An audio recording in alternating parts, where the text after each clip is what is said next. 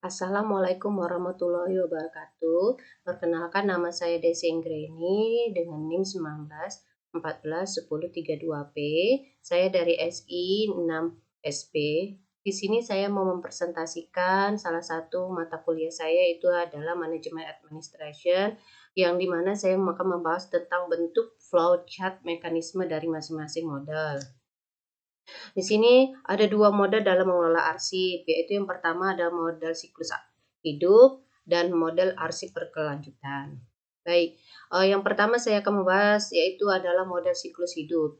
Model siklus hidup itu atau disebut dengan software development life cycle, siklus hidup pengembangan sistem atau sistem life cycle hidup sistem, siklus hidup sistem dalam rekayasa sistem dan rekayasa perangkat lunak adalah proses pembuatan dan pengubahan sistem serta model dan metodologi yang digunakan untuk mengembangkan sistem-sistem tersebut.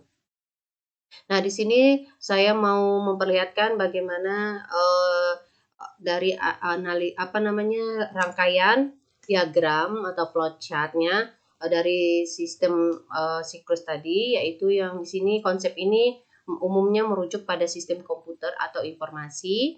Di sini SDLC juga merupakan pola yang diambil untuk mengembangkan sistem perangkat lunak yang terdiri dari tahap-tahap. Yang pertama itu ada rencana atau planning, yang selanjutnya ada analisis, selanjutnya ada desain, selanjutnya ada implementasi, yang selanjutnya ada uji coba, dan selanjutnya ada pengelolaan. Baik, terdapat 3 jenis metode siklus hidup sistem yang paling banyak digunakan, yaitu yang pertama adalah siklus hidup sistem tradisional, yang keduanya siklus sistem menggunakan prototyping, selanjutnya siklus hidup sistem orientasi objek. Life size model atau model siklus hidup yang digunakan untuk mengelola arsip atau dokumen kertas secara manual. Macam-macam dari model SDLC yang sering dipakai saat ini adalah yang pertama waterfall model, terus RAD, terus ada increment model, prototyping model, dan spiral model.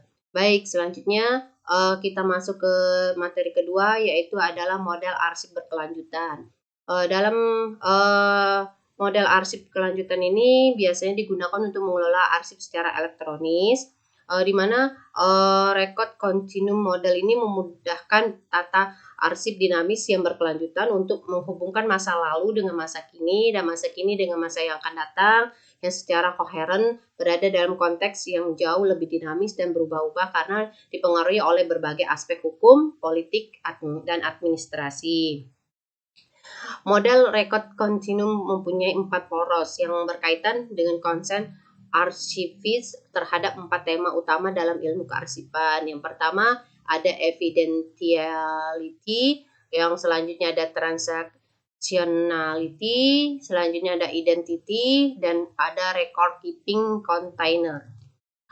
Fedoran 99 menyatakan bahwa model record continuum itu mempunyai 4 fungsi tata arsip dinamis yang disingkat dengan CADS, yang artinya yang pertama itu C itu adalah control, A itu ada accessibility, yang D-nya itu ada disposal, yang S-nya itu ada stroke. Nah, di sini ada 10 aspek yang membedakan antara record continuum model dengan lifestyle of record model.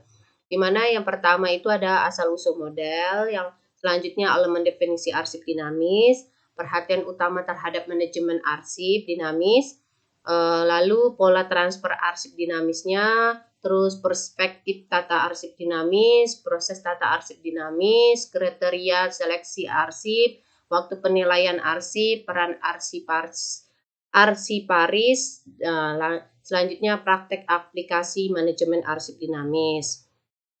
Kesimpulannya, model record continuum ini menekankan adanya pengelolaan arsip dinamis dan statis menjadi satu kesatuan pengelolaan. Ini berarti bahwa record continuum model ini menekan pada yang pertama itu adalah persamaan bukan perbedaan, lalu kualitas dan kuantitas bukan hanya kuantitas, cara berpikir yang positif dan kohesif bukan terpisah dan pasif, lalu kerangka pembuatan keputusan yang terintegrasi bukan terfragmentasi, Sudah itu pengawasan pembuatan keputusan yang terintegrasi bukan terfragmentasi, lalu memberikan kepuasan kepada user atau klien dengan melakukan kolaborasi bukan duplikasi dan tumpang tindih. Pendekatan problem solving yang terintegrasi bukan terpisah.